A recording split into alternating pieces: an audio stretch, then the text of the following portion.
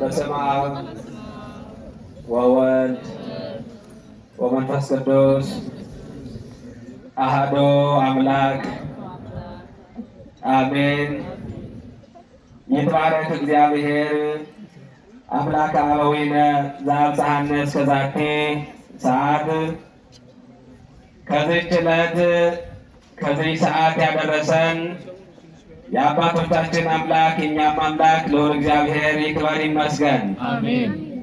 ለእናንተም እንደሚገባችሁ ክቡራን የመንበረ ፓትርያርክ ጠቅላይ ጽሕፈት ቤት የአዲስ አበባ ሀገረ ስብከት እንዲሁም የየካ ክፍለ ከተማ ወረዳ ቤተ ክህነት አገልጋዮች፣ ክቡር አባታችን መላከ ሣህል መምህር ስዩም ወልደ ገብርኤል የደብራችን ዋና አስተዳዳሪ፣ የተከበሩ የደብራችን ዋና ጸሐፊ፣ የደብራችን የአስተዳደር ሰራተኞች፣ ክቡራን ሊቃውንተ ቤተ ክርስቲያን፣ አይንተ እግዚአብሔር ካህናት፣ ላይካነ ምስጢር ዲያቆናት፣ በአጸደ ቤተ ክርስቲያኑ የተሰባሰባችሁ ሁላችሁም እንደምን አረፈዳችሁ?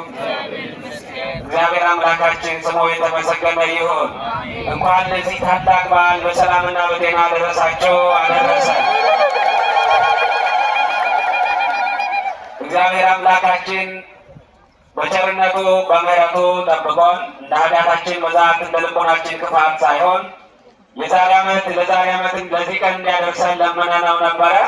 ልመናችን ጸሎታችን ሰምቶ ለዚህ ቀን አድርሶ በያለንበት አገናኝቶናልና በድጋሜ ስሙ የተመሰገነ ይሁን።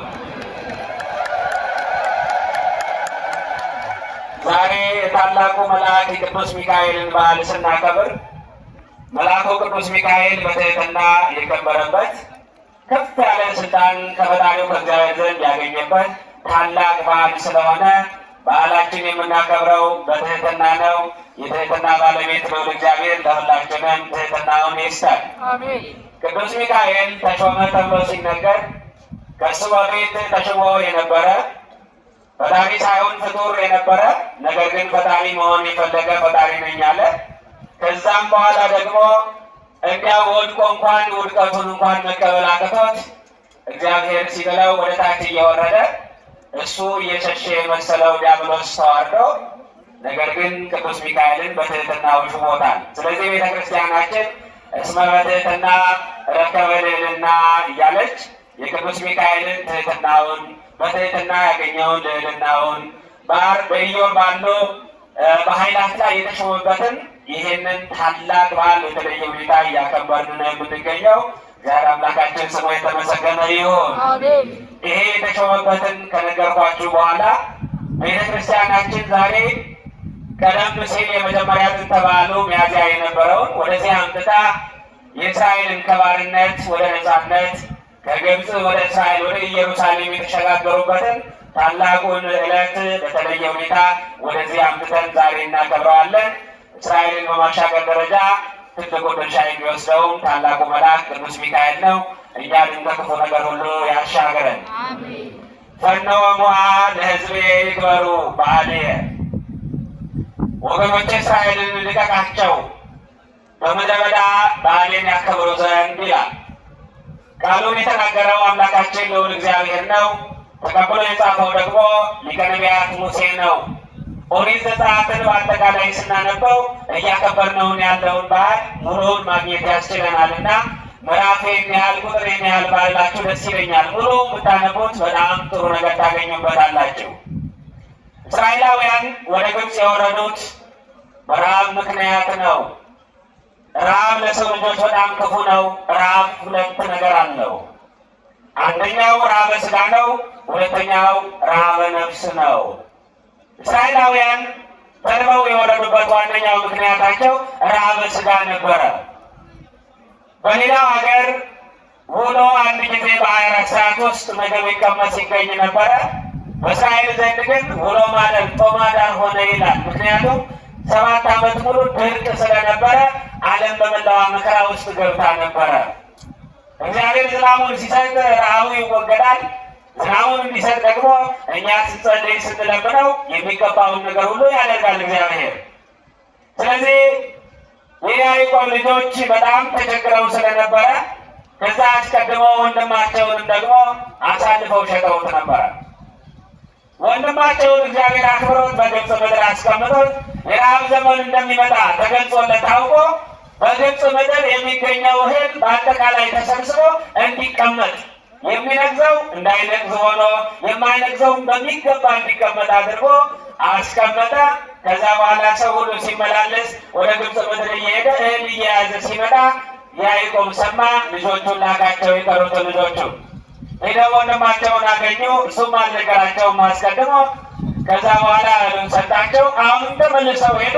እንግዲህ ወዲህ እንኳን እንዲሁ ተጭኖ ተሰባስበው የሄደ ነገር አይጠቅማችሁምና አባቴንም ቤታችሁልኝ ብሎ ግልጽ አደረገላቸው። አጠቃላይ እስራኤላውያን ከእስራኤል ከኢየሩሳሌም ከከነዓን ተነስተው ወደ ሰሜን አፍሪካዊቷ ግብፅ መጡ። በግብፅ ቦታ ተሰጥቷቸው ለብዙ ዓመታት እንዲኖር ሆነዋል። በአጠቃላይ የእስራኤል ስደት 430 ዘመን ሲሆን 230ውን በግብፅ ምድር ለማሳለፍ ተገደዋል። ይህንን ያደረገው ምንድነው? ረሃብ ችግር ነው። ዛሬም ቢሆን በሀገራችን በኢትዮጵያ የሚበዛው ሰው ይደክማል፣ ይወጣል፣ ይወርዳል። ሌላውም ደግሞ ተቀምጦ እንዲሁ ይደክማል። ነገር ግን ረሃብን ማሸነፍ አልቻለም።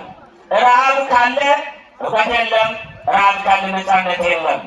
ስለዚህ እግዚአብሔር በረከቱን እንዲሰጠን እኛም ደግሞ ተነሳስተን ሰርተን የሚገባውን አድርገን ከምጽዋተኝነት ነፃ መሆን መቻል ግዴታችን ነው የሚሆነው። በተለይ ወጣቱ ትውልድ በእንዲህ አይነት ነገር ላይ ተሳትፎውን ሊያበረታ ይገባዋል። እስራኤላውያን ተከብረው የኖሩት በዮሴፍ ምክንያት ነበረ። ነገር ግን ዮሴፍ አለፈ። ዮሴፍን የማያውቅ የዮሴፍን ወረታ የረሳ ሌላ ፈርዖን ነገሰ። ከዛ በኋላ እስራኤላውያን ሀገራችን እኮ ሊወርሱብን ነው፣ እየተባዙ እኮ ነው የሚል የተለየ መልእክት ማስተላለፍ ጀመረ። ይቆጥራቸዋል፣ በየጊዜው ያያቸዋል። በዚህ ወጡ፣ በዚህ ገቡ እያለ በፍርሃት ይመለከታቸው ነበረና ከዚህ በኋላ በእስራኤል ምድር ውስጥ በእስራኤላውያን ዘንድ ወንድ የተወለደ እንደሆነ ለሞቱ ይገደል፣ ሴት የተወለደች እንደሆነ ግን ለትሎቱም ተባለና የእነሱ ገረድ ደንገጥር እየሆኑ እንዲያገለግሏቸው ትእዛዝ ታዘዘ። አዋላጆች ተዘጋጅተው ተቀመጡ በየቦታው። ማናት የእስራኤል ሴት የጸነሰች እያሉ እስከምትወልድበት ሰዓት ድረስ እየተከታተሉ ያዩት ነበረ። በምትወልድበትም ሰዓት ወንድ ሲወለድ እንቅ አድርገው እዛው ይገሉት ነበረ። ሴት ስትወለድ ደግሞ ትደግ ይባል ነበረ። ሴት የወለዱ እንደሆነ ደስታቸው የተለየ ነበረ። ወንድ ሲወልዱ ግን ሐዘናቸው የጸና ነበረ። እንዲህ ያሉ ሲኖሩ እግዚአብሔር ግን መብዛታቸውን አልከለከለም። ሙሴ የተባለን ሰው በፊቱ ላይ ብርሃን ስሎበት የተለየ ሰው አድርጎ እግዚአብሔር እንዲወለድ አደረገው። በገዳዮቹ ፊት ራእይን አስቀመጠለት እግዚአብሔር። ክብርና ምስጋና ለስሙ ይሁን። ገና ሲያዩት ከፊቱ ላይ ብርሃን ተስሎበታል። የእግዚአብሔር ጸጋ ነበረ በላዩ ላይ። ይህንን ሳንገለውም ራሱ የፈጠረው ራሱ ባለቤቱ ይግደለው፣ እኛ እንነካው ብለው ትተውት ሄዱ። ተሸሽጎ በእናቱ አባቱ ቤት 3 ወር ያልቆየ። ከዛ በኋላ አሁንም መጥተው ይሄ ነገር የተሰማ እንደሆነ ንጉሱ ከፍ ብሎ አንገታችን ዝቅ ብሎ ባታችን ይቀጣናል እንደሚሆን አድርጉት አሏቸው። ከ3 ወር በኋላ ሳጥን ተሰርቶለት ወደ ባህር ተጥሎ እህቱ ማርያም እየጠበቀችው ዕቃ መስሎ እንዲውል ተደረገ። እግዚአብሔር በዚህ ሁሉ ሆኖ የሙሴን መንገዱን ያቀናለት ነበረ። ለምን ሲባል ሙሴ እስራኤልን መርጦ ከግብፅ ምድር ከባርነት ነፃ የሚያወጣ ነቢይ እንደነበረ እግዚአብሔር የሚያውቅ አምላክ ስለሆነ እሱን አዘጋጅቶላቸው ነበረ። እንዲህ ያለ ሲኖር አንድ ቀን ከፈርዖን ቤተ መንግስት ወጣ ተርሙት የተባለች የፈርዖን ልጅ ወደዚህ ወንዝ ወረደች ለመታጠብ። ስታየው ሳጥኑን ነጋዴያን በአይን ሞገድ አስቀርቶባቸው ነው የሚሆንና እስቲ እባካቸው አምጡልኝ አለች። አስመጣ አስከፍተው እንደ ፀሐይ የሚያበራ ደስ የሚያሰኝ የእግዚአብሔር ጸጋ ያለበት ብላቴና አገኘች። ልጅ ስላልነበራት ደስ ብሏት እወስደዋለሁኝ፣ ያሳድገዋለሁኝ፣ እስራኤላውያን ፈርተው ጥለውት ነው የሚሆን ብላ ይዛ ወስዳ በገዳዩ በፈርዖን ቤት ውስጥ እንዲያድግ አደረገችው። የእግዚአብሔር ጥበቡ አይመረመርም። በክፉ መንገድ መካከል ሰዎችን ያሳልፋል። እግዚአብሔር የፈቀደውን የፈለገውን ነገር ሁሉ ማድረግ የሚችል አምላክ መሆኑን በዚህ እንረዳዋለን። ያ በባህር ውስጥ ተጥሎ ይኖር የነበረ ብላቴና ወደ ቤተ መንግስት ገብቶ በቤተ መንግስት ውስጥ ተከብሮ እንዲያድግ ያደረገው እግዚአብሔር። ከዚህ በኋላ ከዕለታት አንድ ቀን አንድ ግብፃዊና አንድ እስራኤላዊ በውሃ ምክንያት ተጣልተው አገኛቸው። በምን ምክንያት? ግብፃውያን ዛሬ በምንድን ነው የሚጣሉት? ውሃ ለግብፃውያን በጣም ከባድ ነገር ነው። መሬታችንም የለመነችው ውሃ ነበር አይደለም? ውሃ ሳይሰጧት ጫማዋን የሰረቁባት፣ ኔቷን ጫማዋን የሰረቁባት። የውሃ ፍሰት በግብፃውያን ዛሬ የተጀመረ ሳይሆን ቀድሞ ጀምሮ የነበረ ነው። ከዚህ በኋላ እንዲህ እየተጣሉ በነበረበት ሰዓት እስራኤላዊ ባዘጋጀው ማጠቢያ ላይ እኔ ነኝ የማጠብ ደግሞ በገዛ ሀገሬ እያለ ላይ ሲነሳበት ሙሴ አየው። ተው እንጂ ለምንድን ነው የምትጣሉት አለው። አንተ ደግሞ ምን ይመለከታል ዝም በል ሲለው ወነጸረ ሙሴ ለፌ ወለፌ ይላል። ሰው እንዳያየኝ ብሎ ቀኝ ግራውን አየና ከአሸዋ ተባዝቀው ይላል። ያን ግብፃዊ ግብፅ ሲሰራ የነበረውን ማለት ነው። ከዚህ ተነስቶ በግብፅ ምድር መኖር አልቻለም። ከዛ በኋላ ምክንያቱም ይሄ ቢሰማበት በፈርዖን ዘንድ የከፋ አደጋ ነው የሚገጥመው። ከዛ ተነስቶ አባይን ተከትሎ ወደ ኢትዮጵያ መጣ። ኢትዮጵያ ቀደም ሲል ሊቀ ነቢያት ሙሴ ከዛም በኋላ የተነሱ ሰዎች ሁሉ የሚያርፉባት የሚጠለሉባት የሃይማኖት ሀገር፣ ታላቅ ሀገር፣ የደግ ሕዝብ መገኛ ሀገር ናት። ዛሬም እንደ አባቶቻችን መሆን መቻል አለብን። ይህን ሁሉ ከባድ ተሸክመን የምናገኘው ነገር የለንም። በአንድ ቦታ ጦርነት፣ በሌላ ቦታ ቸነፈር፣ በሌላ ቦታ በሽታ፣ በተለያየ ነገር ነው የምንሰማው። ይሄ ሁሉ የኔም የእናንተም የሁላችንም ኃጢአት ተደምሮ ነው። እግዚአብሔር በምሕረቱ ይማረን። አሜን በሉስ። አዎ ይማረን እግዚአብሔር። ይሄ ነው መሆን ያለበት። እባካችሁ በንጹህ ልቡና አሁንም እግዚአብሔር ፈጣሪያችን እንለምነው። በጣም እያስጨነቀን ነው አይደል? በየጊዜው የምንሰማው ነገር። አዎ ስለዚህ እግዚአብሔር በምሕረቱ ይማረን። ኢትዮጵያ መጥቶ ዮቶር ከተባለ ሰው ዘንድ ተቀመጠ። በጎች ይጠብቅ ነበር በኢትዮጵያ 40 ዘመን ሙሉ ቆየ ይለዋል። 40 ዘመን ተምሮ ኢትዮጵያዊት ሚስት አግብቶ ሕፃናት ወልዶ በጥሩ ሁኔታ ሲኖር ከዕለታት አንድ ቀን እግዚአብሔር አነጋገረው እና ወገኖችን እስራኤልን ታወጣለህና ወደ ግብፅ ምድር ትሄዳለህ አለው። ጌታዬ እኔ የትኛው ይቻለኛል? አንደበቴም እሳት ጎርሼ ልትውጥ ነኝ፣ መናገር አይቻለኝም ሲለው ወንድም አሮን አፍ ይሆናል እሱ ይናገራል፣ ተነስና ትሄዳለህ ተባለ። ምልክት ጠየቀ። የጠየቀውን ምልክት አገኘ። ያንን ሁሉ ነገር አሰባስቦ ይዞ ከኢትዮጵያ ተነስቶ ወደ ግብፅ ምድር ወረደ። ወገኖቹ እስራኤልንም አገኛቸው። እንደሚወጡ ከባርነት ከመከራ ነፃ እንደሚያደርጋቸው ነገራቸው። ከዚህ በኋላ ወደ ፈርዖን ዘንድ ሄደ። ፈርዖንን አነጋገረው።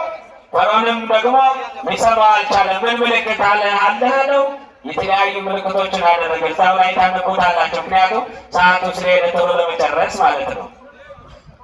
አሁንም ይሻላለው 10 መቅሰፍት 11ኛ ስጥመት አድርጎ ሕዝበ እስራኤልን ይዟቸው ለመውጣት ችለዋል። ይዘህልኝ ተባለ። ውሃውን ደም አደረገባቸው። አሳ ሁሉ ሞተ። በምድራቸው ሁሉ የተለያዩ መከራዎችን የገጠሟቸው። እንግዲህ ወዲህ እስራኤላውያን በዚህ አይኑሩ ይሄዱ ተባለ። ተነስተው መንገዳቸውን ጀመሩ። ሙሴ አሮን ይመሯቸው ነበርና ሲሄዱ ፈርዖን ከዕለታት አንድ ቀን ተነስቶ ወደ ከተማ ሲገባ ከተማው ጭር ብሏል። ምንድን ነው የሆነው? እስራኤላውያን ሄዱ፣ ሁሉ ነገር ጸጥ አለ። ከዚህ በኋላ እንዴ ባሪያዎችንም አለቃቸው እንደገና መመለስ አለባቸዋልና ፈረሱን ሰራዊቱን አስከትሎ እየተከተለ እየገሰገሰ ሄደ። እነሱ 3 ቀን የተጓዙትን እሱ በአንድ ቀን ገስግሶ ደረሰባቸው። ሲያዩት እስራኤላውያን ተንቀጠቀጡ። ከተማ እዛ ምንኖር ይሻለን ነበረ፣ ምግቡም ጥሩ ነበረ፣ ባንበላ ነበረ፣ ሽንኩርቱም እያሉ ስለሚበሉት ነገር ያወሩ ነበረ። ለምን? እድሜ ዘመናቸውን በትምህርት ያላሳለፉ ሰዎች ስለነበሩ ነው። ያልተማረ ሰው ከነፃነት በላይ ምግብ ይቀድምበታል። ሰው እየበላ ካለቀሰ እየበላ ካነባ ምን ዋጋ አለው? ነፃነት እጅግ በጣም ትልቅ አስፈላጊ ነገር ነው። ነገር ግን እነሱ እዛው ብንሆን ይሻለን ነበረ። ያዕቆብ በፈርዖን ቤት የነበረው ጉባው ይመቸን ነበረ፣ እንበላ ነበረ እያሉ ያስቡ ነበረ። ነገር ግን የኔና የእናንተ መልአክ ታላቁ ቅዱስ ሚካኤል መናን ከደመና ያዘንብላቸው፣ ውሃውን ከድንጋዩ ያፈልቅላቸው ነበረ። ክብርና ምስጋና ለስሙ ይሁን። እየበሉ አያመሰግኑትም ነበረ፣ አያመሰግኑትም ነበረ እየበሉ ችግር ነበር የሚያወሩት ነበረ። ዛሬ ትኳል አደ በየሰፈሩ ሀብት እያለው እንደሌለው እንደው ደሃ እኮ ነኝ እያለ የሚያወራ ሰው ሰምታችሁ አታውቁም? ማማረር አይገባም። መና እየዘነበላቸው ውሃ እየፈለቀላቸው ያንን የበረሃ መንገድ እየመራቸው እግራቸውን እንቅፋት እንዳይመታቸው ደመና ተጋርዶላቸው መንገዱን የሚጠርግ እንደ ዶዘር ደመና ተዘጋጅቶላቸው ሌሊቱን በብርሃነ ሰዓት መዓልቱን በብርሃነ ፀሐይ ነገር ግን ፀሐይ እንዳይመታቸው በደመና ጋርዷቸው እንዲህ እየመራቸው ከማመስገን ይልቅ ወደ ኋላ ይሉ ነበረ። የማመስገን ልቡና እግዚአብሔር ለሁላችንም ይስጠን። ወደ ኋላ ማለት አያስፈልግም። ክርስቲያኖች ጥሩ የሆነ ሕይወት እንዲኖረን በተሰጠን ነገር ማመስገን በጣም ተገቢ ነው። ሲያዩት አለቀሱ። እንዲህ አሁን እንዴት ነው ምን ሆነው? እንዲህ አሁን ሊያጠፋን እኮ ነው፣ ሊገለን እኮ ነው እያሉ ነው። ነገር ግን ሙሴን የሚያክል ነቢይ መሪ ይዘው ቅዱስ ሚካኤል በመካከላቸው ተገኝቶላቸው ፈርተው ነበረ። ዛሬም እኮ ይህንን የሚያህል ኃያል መልአክ ይዞ የሚፈራ ሰው አለ አይደል? ምን ያስፈራል? ሁሉም ነገር የሚያድን የሚታደግ የሚራዳ የሚያማልድ ታላቅ መልአክ ነው ቅዱስ ሚካኤል። እሱን የያዘው አላፈሩ። ዳንኤልን ከጉድጓድ ውስጥ ወስደው ሲመገበው እኮ ታይቷል አይደል? ነዋ ሚካኤል መጻኢ ይርዳኝ ብሏል። እሱም እኮ ከቅዱሳን መላእክት አንዱ ሚካኤል ሊረዳኝ መጣ ይላል።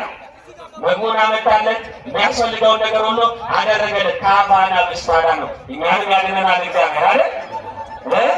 አዎን መልሴ ያድናል።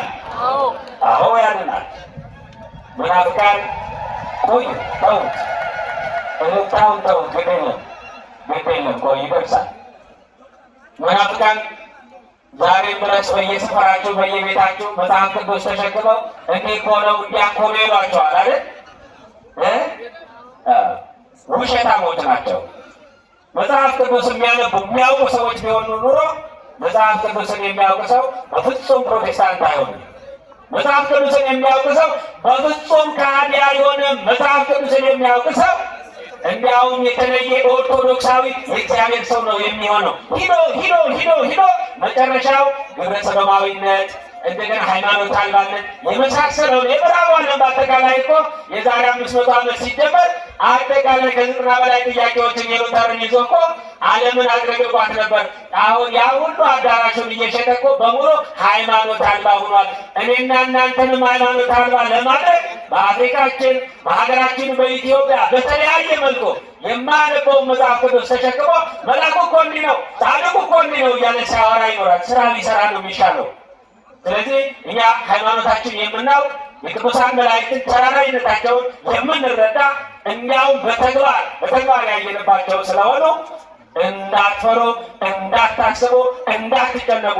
ልዩ የሆነ ሃይማኖት አለን። እግዚአብሔር ሀገራችን ኢትዮጵያን ስለሚወዳት እናቱን ይዞ መጥቶ የጎበኛት ራሱ በኪደተ እግሩ የማረካት የተቀደሰች ሀገር ናት። ወይኑ ኃይል ስንል የምንኖር እኛ እንደሆን ነው የሚነገረው። እንዲያውም በትንቢተ ኢሳይያስ ላይ እንዲህ የሚል አንድ ቃል አለ። ወትከውነ አሐቲ ሀገር ምሳቦ ለእግዚአብሔር ውስተ ደወሎሙ ለግብፅ። በግብፃውያን አውራጃ ውስጥ አንዲት ሀገር የእግዚአብሔርን ወልዱ ኃይል ስትል መስዋዕት ስታቀርብ የምትኖር ሀገር አለ ይችላል። የግብፃውያን አውራጃ የሚለው ፓትርያርኩ መንበረ ማርቆስ ስለነበረ እንግዲህ በዛ ውስጥ ነው። ስለዚህ ኢትዮጵያ ናት ሲሉ ኢትዮጵያውያን ሊቃውንት በትውፊት ሲያስተምሩን ሲነግሩን ነው የሚኖሩት። ስለዚህ ታላቁ ሀገር ኢትዮጵያ የኦርቶዶክሳውያን መናኸሪያ እግዚአብሔር የሚመለክባት ሀገር ናት። እንዲህ ዝም ብሎ ወሬ የሚወራባት ሀገርም አይደለችም እና ሀገራችን እንደ አባቶቻችን ለማስከበር እግዚአብሔር አምላካችን ያብቃን። አሜን በሉ። አዎ የከበረች ሀገር ናት። እግዚአብሔር በኪደተ እግሩ የባረካት የቀደሳት ሀገር ናት እና እንደዚህ ነው መሆን ያለበት። ከዛ በኋላ እስራኤላውያን ሲጨነቁ መልእክት ተላለፈላቸው ከእግዚአብሔር ዘንድ። ዛሬ የምታዩትን ነገ አታዩትም በሉ እስኪ። ዛሬ የምታዩትን በሉ ነገ አታዩትም። ጨለማ መጣና ፈርዖንን ከነሰራዊቱ ጋረደው። እስራኤላውያን በዚህኛው ተቀመጡ። ትንሽ ነፍሳቸው ረፍ አለች፣ ፈርተው ነበር ይገለናል ብለው። ከዚህ በኋላ በአንድ ሌሊት መንጋቸውን ፈርዖንም ከሰራዊቱ መካከል የመጣውን ፈረሶቹን ያሰረበት እስራኤልን ከያዟቸው ከሀብታቸው አስረው በአንድ ዛፍ ላይ አስረው ሲያድሩ ሳይተያዩ ረድኤተ እግዚአብሔር ጋርዶ አሳደራቸው። ማለዳ ተነስተው ገሰገሱ። ፈርዖንም ተነስቶ ተከተላቸው። ከባሕሩ ሲደርሱ እግዚአብሔር ምን አለው? ቅዱስ ሚካኤል ልኮ ሙሴን ዘብጥ አለ ባሕሪቱን እስኪመታት አለው በበትሩ። መሻገሪያቸው ተቀምጠው ነበረ ባሕሩ ይዟቸው ሲመታት በቀኝና በግራ እንደ ግድግዳ ሆኖ ቆመላቸው ይላል። ከዚህ በኋላ አሁንም እንግባ አንግባ ይጠራጠሩ ነበረ።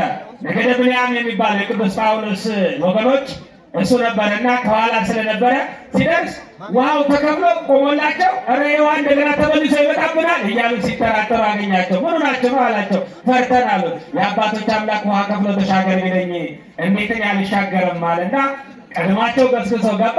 ከዛ በኋላ ሁሉም እስራኤላውያን አንድ ሆነው ኤርትራን ተሻገሩ። እግዚአብሔር አምላክ ክብርና ምስጋና ለስሙ ይሁን። አሁን ማለት ይችላል። ከዛ ሁሉ መከራ ከዛ ሁሉ ላይ እግዚአብሔር አሳለፋቸው። ዛሬም በሕይወታችን በፊታችን የምንመለከታቸው በዓይኖች ሊኖሩ ይችላሉ በእያንዳንዳችን ሕይወት ውስጥ። ነገር ግን ማን ያሳልፋል? አዎ መልአኩ ቅዱስ ሚካኤል ልኮ እግዚአብሔር ያሳልፈናል። እናምንበታለን፣ አናፍርበትም። ሁሉንም ነገር ያሳልፈናል። ክብርና ምስጋና ለእግዚአብሔር ይሁን። እነሱ ጨርሰው ሲወጡ ንሴብሖ የሚል መዝሙር መዘመር ጀመሩ። ማርያም እህተ ሙሴ እህቶቻችን ቀደም ዝማሬውን ሲያሳዩ ነበር፣ አይታቸዋቸዋል። ማርያም እህተ ሙሴ ከበሮዋን አነሳች። ሀሌት ማሕሌተ እህተ ሙሴ በከበሮ ይላታል። ተነስተው ንሴብሖ ለእግዚአብሔር ስብሐ ዘተሰብሐ፣ ይህን ሁሉ ዘመን በመከራ በባርነት ከኖርንበት ያወጣን እግዚአብሔርን የተመሰገነ እግዚአብሔርን እናመሰግነዋለን በማለት በእልልታ በጭብጨባ በዝማሬ እግዚአብሔር አምላካቸውን አመሰገኑ። እነሱ ወጥተው እየዘመሩ ፈርዖን ከነሰራዊቱ ባሕር ውስጥ ገባ። እንደ ሙሉ ለሙሉ ሲገባ አሁንም እስኪመታት ተባለ። ሙሴ መልሶ በበትሩ ሲነካት ውሃዋ ሙሉ ለሙሉ ከፈርዖንና ከሰራዊቱ ላይ ተመልሳ ሞላችባቸው። ፈርዖን ከነሰራዊቱ ተሰጥሞ ቀረ። ይህ ሁሉ የሆነው ምንድነው? ግፍ ይሰራ በደል ይፈጽም የማይገባ ነገር ያደርግ ስለነበረ ነው። እግዚአብሔር ስልጣን ሲሰጥ እግዚአብሔር ሲያከብር ያከበረ እግዚአብሔርን ማሰብ ያስፈልጋል። ለመልካም ነገር መነሳሳት ያስፈልጋል። ሁሉም በእያንዳንዱ በየደረጃቸው ያላቸው ሹማምንት፣ መሳፍንት፣ ባለስልጣናት በየምታስተዳድሩባቸው ቦታዎቻችሁ ሁሉ መልካም ነገርን ለማድረግ ተዘጋጁ። ያ ካልሆነ እንደ ፈርዖን ትሰጥማላችሁ። ፈርዖን ሰጥሞ የቀረው በግፉ ነው። ዛሬም ግፍ የሚሰራ ከመስጠም ወደ ኋላ አይልም። እግዚአብሔር አምላክ እንደው ግፍን ከሁላችን የሚያርቅልን ያጥፋልን። ስለዚህ ዛሬ ቅዱስ ሚካኤልን በዓል እያከበርን ያለ ነው። እስራኤልን ከግብፅ ምድር አውጥቶ ባሕር ከፍሎ አሻግሮ መና ከደመና ውሃ ከድንጋይ እያፈለቀ የመገበበትን ሌላውን በዓሉን ነው የምናከብረው። ስለዚህ ይህንን ያደረገ እግዚአብሔር የተመሰገነ ይሁን እና በቤተ ክርስቲያናችን ውስጥ በዓላት ሲከበሩ እንዲሰብሰብ ብለን በተለየ ሁኔታ የምናከብረው እግዚአብሔር ለሰው ልጆች ያደረገውን ዛሬም እንደሚያደርግልን በማሰብ ነው። ፈነወ መዋዕለ ሕዝብ በበዓሌ፣ ወገኖችን ልቀቃቸው በዓሌን ያከብሩ ዘንድ በሚል ርዕስ ተነስተን ነበረ። ያስተማረን የመከረን ይገስጸን የአባቶቻችን አምላክ ልዑል እግዚአብሔር ክብር ምስጋና ይግባው። ሰዓቱ እንዳይሄድብን ለእኔ በዚህ ይበቃኛል። ይቆየን። ራችን ለሊቀ ሊቃውንት ዮሐንስ በእውነት በሚገባ የእግዚአብሔርን ቸርነት የሊቀ መላእክት ቅዱስ ሚካኤልን ተራዳይነት በሚገባ አመስጥረው አስተምረውናልና ለመምህሩ ቃለ ሕይወትን ያሰማልን ብላችሁ አመስግኑልን። ከዚህ በመቀጠል